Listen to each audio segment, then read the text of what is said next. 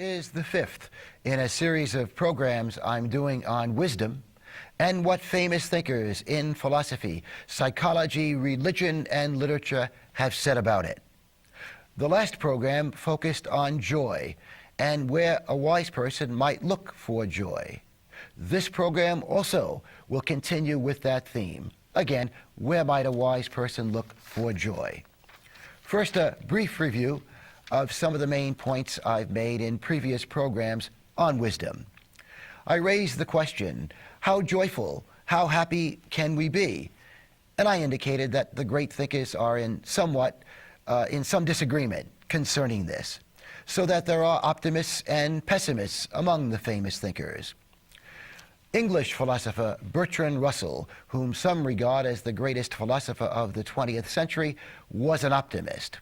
Bertrand Russell claimed that when he was young, he was a very unhappy man, often on the verge of suicide.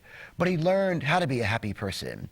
And in his middle age, he wrote a book, a very famous book, entitled The Conquest of Happiness, about what he had learned about becoming a happier person. Incidentally, Bertrand Russell lived into his 90s. Among the pessimists on the theme of joy and happiness is the very famous Catholic saint, St. Augustine. St. Augustine claimed that we could not hope for very much happiness in this life, that this life is a trial, and we can only hope to be happy if we achieve salvation. In other words, heaven.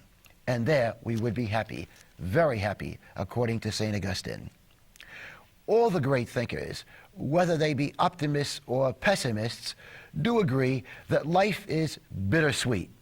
And I mentioned last week that the French philosopher Montaigne thought this was a good thing. Montaigne said that if life was completely sweet, it would make it much more difficult to die. But that since life is bittersweet, it makes it somewhat easier to die. Mother Teresa, I think, also provides some illumination here. Mother Teresa said that no matter how well things go in our lives, no matter how joyful we become, suffering will never be completely absent from our lives. So the important question is how to increase joy and also how to diminish suffering. Again, today's major question, where might a wise person look for joy? Philosopher Bertrand Russell, whom I alluded to before, gave this prescription. He said this. He said, the good life is one inspired by love and guided by knowledge. He went on to say that neither love without knowledge nor knowledge without love could produce a good life. Let's zero in on love for a short time, since I have spent a lot of time on this in past programs, and then we'll move on to knowledge and the role of knowledge in assisting us to become happier individuals. With regard to love, we know the two main kinds of love are self-love and love of others. And so many of the great thinkers have said that self-love, which they define as self-respect, is indispensable to a joyful life.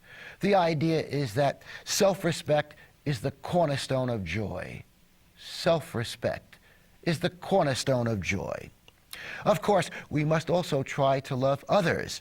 And so many of the great thinkers say that when we treat others fairly, when we treat others justly, we are indeed loving others. That love and justice are the same thing. So we might not even realize at times that we are loving other people when indeed we are, because we are treating them fairly. We are treating them kindly. And so many of the great thinkers have said that the more just we are, the more self-respect we will have, and consequently, the more joy we will experience in life. Aristotle put it this way. Aristotle said, only the just person can experience the joy that comes with being a just person. And now on to today's theme. I mentioned that I want to focus on knowledge as a source of joy. There is a consensus among the great thinkers that ignorance is a chief cause of unhappiness. Again, ignorance is a chief cause of unhappiness. The great religions and the great philosophies teach that we must aspire to move from darkness into the light, that we must aspire to move from ignorance to enlightenment. Aristotle, on the subject of wisdom, said this. Aristotle said that wisdom is knowledge of the highest things. Socrates said this. Socrates claimed that when he was a young man, he was very interested in science, but as he grew older, he came to realize that the most important question anyone can answer in life is this: how shall I live? And Socrates came to the conclusion that if we are to increase our tranquility in life, if we are to increase our joy in life, it is indispensable that we acquire some philosophical and psychological knowledge. And of what does this knowledge consist? Well, the great thinkers claim it's very important that we expand our knowledge of ourselves, of others, and of life, and that it's indispensable that we achieve a greater understanding of ourselves, of other people, and of life. Of course, even after we acquire this knowledge, life will still be difficult, but more joyful and tranquil and worthwhile. Let me deal with some specific aspects of this kind of knowledge that Socrates and the other great thinkers talk about. They claim we need knowledge of how to better deal with our desires. For example, our desire for self-respect, our fears. All of us, to a certain extent, are bundles of fears. I doubt if you'll ever meet a person who is completely without fear. Well, how might we deal with our fears? What knowledge might help us to better deal with our fears? Also, we need some knowledge about how to deal with our anger, our hatred, our lust, our envy, our boredom. How to deal better with other people, the wife, the husband, the children, friends. How to deal better with everyday problems and the stress we experience in daily living. It's been said that joy involves, increasing our joy involves a lifelong questing for knowledge and understanding. Leonardo da Vinci said this. Da Vinci said the highest pleasure is the joy of understanding. And Socrates on the issue, or I should say the theme of questioning and inquiring, said this: the unexamined life is not worth living. The unexamined life is not worth living. And the Jewish religion, among all the religions, attaches an incredible amount of importance to learning. In fact, for some Jewish people, studying is a sacred obligation. Aristotle claimed we are happiest when learning. Aristotle claimed that our human nature is such that all men by nature desire to know. All men by nature desire to know. So Aristotle claimed that when we are learning, when we are questing for greater understanding of ourselves and of life, we are fulfilling our human nature, our desire to learn. Seneca, the great Stoic philosopher of antiquity, whom I have alluded to many times in previous programs, said this about studying. He said, if you apply yourself to study, you will avoid all boredom with life. You will not long for night because you are sick of daylight. Incidentally, so many of the great thinkers have talked about boredom and the role it plays in the typical human being's life. Indeed, Schopenhauer said that life is such that so often it consists of a pendulum that swings back and forth between suffering and boredom. So that many of the great thinkers have claimed that one of the real values of studying is that it can significantly reduce our boredom in life. I think it's fair to say that in our society, so many people deal with boredom by consuming, by buying, by going shopping, especially for the latest technological gadgets. For example, cell phones with 15 or more different options. But we know that even the greatest technological gadgets, including the most modern cell phones, cannot accomplish certain things. Let's think of cell phones for just a moment. Can the best cell phone accomplish any of the following? Can the best cell phone make our conversations more interesting? Can the best cell phone make our conversations more loving?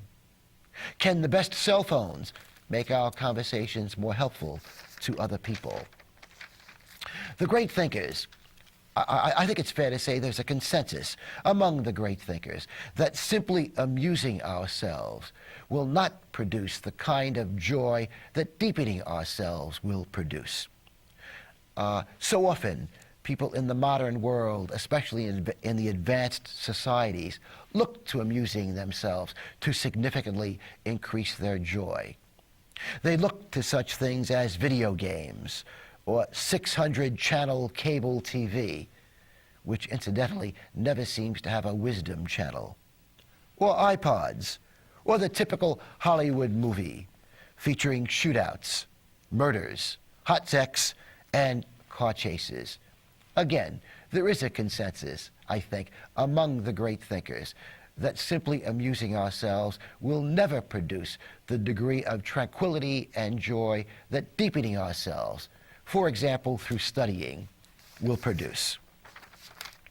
Amusing ourselves with fast-moving images and loud sounds does nothing to help us access real tranquility and experiencing the most subtle and satisfying joys that this life permits us.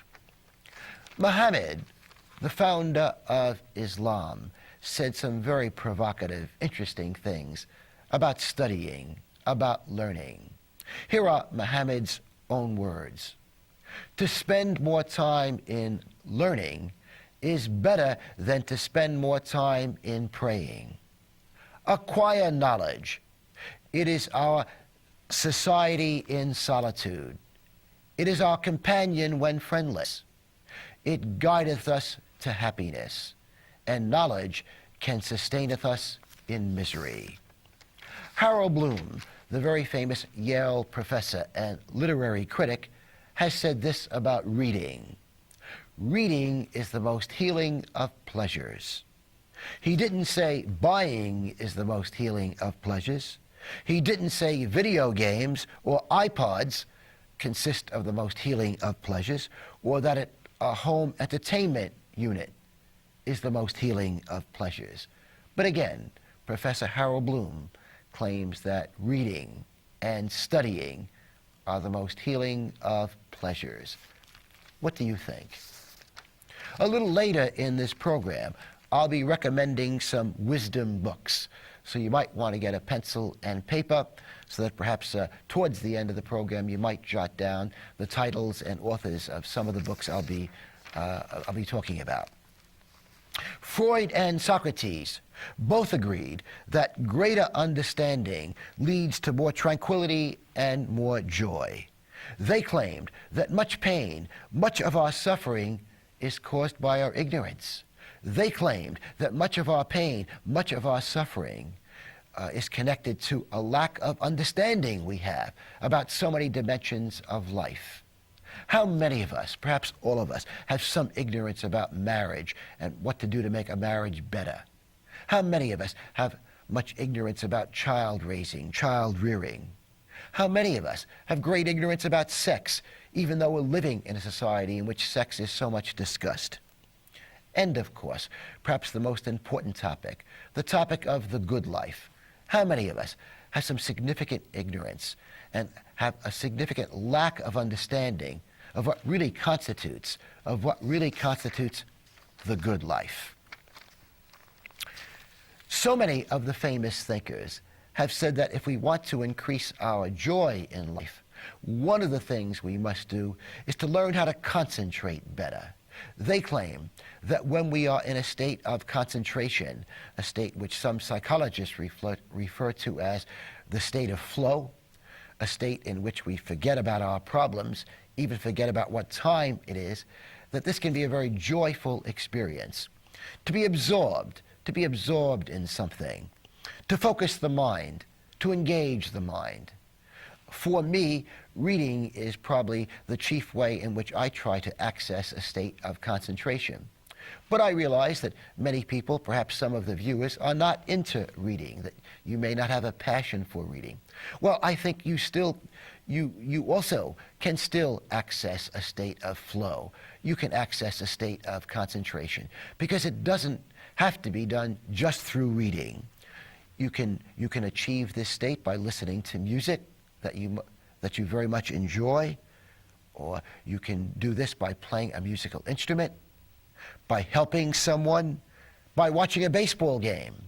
I have a brother-in-law who has an unusual ability to concentrate in an incredible way on a baseball game. I recall visiting him some years ago, and the game was around the 7th inning or 8th inning. And I recall he was able to tell me what every batter had done in the previous 7 innings. And by the way, he was not keeping score with pencil and paper, that he was so absorbed in the game. He was concentrating so much on the game that he had committed to memory what every batter had done in that game right up until the 7th inning. My guess is he was in the state of flow. He was in the state of concentration and probably was experiencing a lot of joy from having accessed this degree of concentration.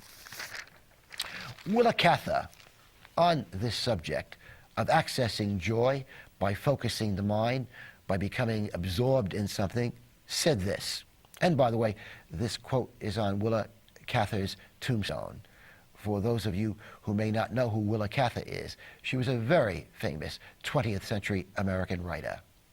Cather said this: "That is happiness, to be dissolved into something complete and great." Again, that is happiness, to be dissolved into something complete and great. The Buddhists also talk about concentration, better concentration, as the road to more tranquility. The Buddhists claim that the mind is like a crazed monkey, a drunken, crazed monkey cavorting about in a cage. The Dalai Lama has said that taming the mind is the most important task of one's life. Taming the mind is the most important task of one's life. And what's he talking about here? Well, by taming the mind, he means thinking about our thoughts, monitoring our thoughts, so that we can diminish the negative thoughts we experience each day and increase the positive thoughts we experience each day. That's what taming the mind really consists of.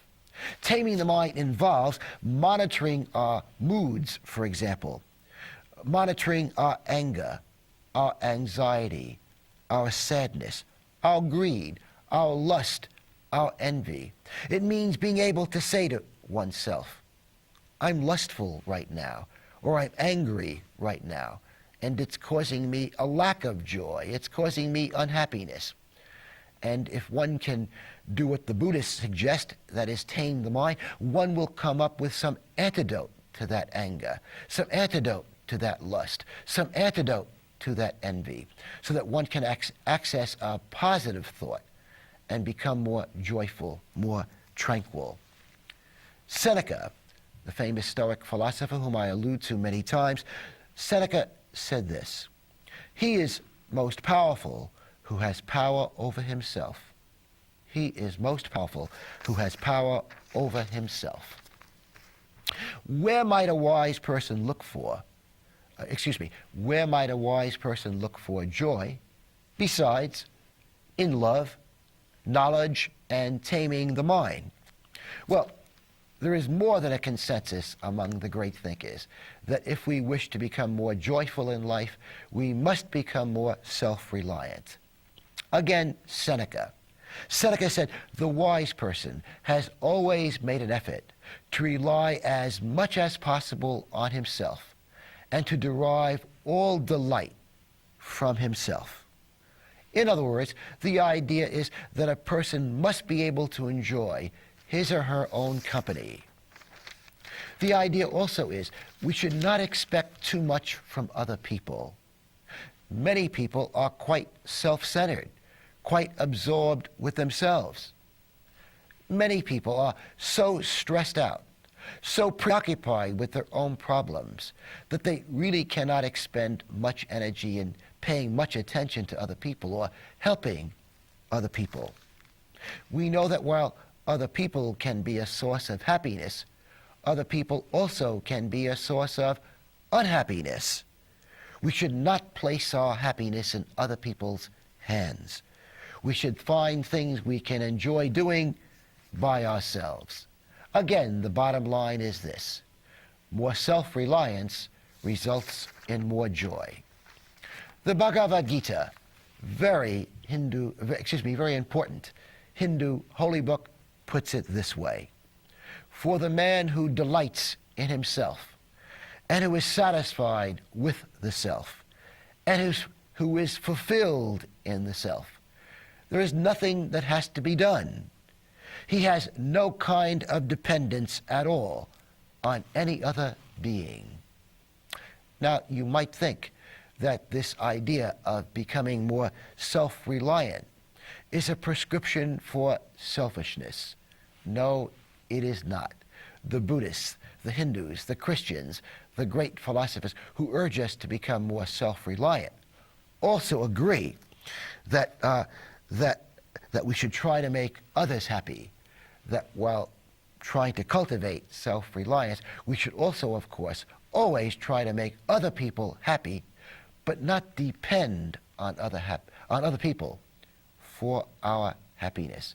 Again, not depend on other people for our happiness. We need more self-reliance in our thinking. We need to become more inner-directed. Why so? Well, Jesus, Buddha, Socrates, Confucius, so many of the great thinkers have said that most people don't have wisdom. Most people don't think clearly. So that if you're thinking the way most people think, it's probably true that you will not be thinking wisely. The idea is, don't rely on having other people think for you. Consider different opinions, and then make up your mind about what is true. Realize that the majority of people is often wrong. Also, realize that the advertising and television industries rarely provide good advice about how to live a fulfilling life. Again, the idea is cultivate a capacity for being self-directed. Cultivate a capacity for critical thinking, for independent thinking. Henry David Thoreau, on the subject of self-reliance, said many important things, among them the following. Thoreau claimed that being with other people often doesn't reduce our loneliness. Here are his own words: we are, for the most part, more lonely when we go abroad among people than when we stay in our own chambers. Is that possible? That we can often be more lonely with other people than when alone? Thoreau, on the subject of individuality, said this: if a man does not keep pace with his companions, perhaps it is because he hears a different drummer. Let him step to the music he hears, however measured or far away. And on the subject of sincerity and truth, Thoreau said this: simple sincerity and truth are rare. He believed we are more likely to find sincerity and truth in a good book than in other people. He also went on to say this: we never exchange more than 3 words with a friend in our lives on that level to which our thoughts and feelings habitually rise. Again, we never exchange more than 3 words in our lives with another person on that level to which our thoughts and feelings habitually rise. The poet Robert Bly has often spoken about what men give to each other, and how so often what men give to each other in conversations and in their relationships in general is not very much. Bly says that so often when men get together with each other, they converse over light beer, and that their conversation is nothing more than light conversation. That he says men don't generally give each other soul food, that there's a big difference between light conversation over light beer and giving another person soul food. Emerson, in his very famous essay entitled Self-Reliance, put it this way. Emerson claimed that we should not look primarily to our friends or our relatives, or even to favorable events in our lives to become more joyful. Instead, he said this, and I'm quoting Emerson, "Nothing can bring you peace but yourself. Nothing can bring you peace but the triumph of principles." Let me close this segment on self-reliance with an anecdote about Thoreau's final days on this earth. Thoreau died at the age of 44 of tuberculosis. And while he was dying, his sister, Sophia, was taking care of him. And one day a visitor arrived, and she said to him, "How's Henry?" Henry was on his sickbed in another room. And she said this, "Henry's doing what he's always done. He's allowing his thoughts to entertain him." Epicurus put it this way. Epicurus said that to be self-sufficient is to be rich. His own words, "Self-sufficiency is the greatest of all riches." The best prescription I've ever come across for increasing our tranquility involves exercise. Exercising our minds, bodies, and hearts on a daily basis. Exercising our minds by engaging the mind in some meaningful activity, such as reading something important every day. Exercising our bodies with meaningful exercise. Could be jogging, it could be bicycling, it could be walking. And exercising our hearts. And in the context in which I'm using it, it means to show somebody affection. It means to show somebody kindness. In fact, Gandhi said we should give our hearts a daily tune-up by doing something kind every day.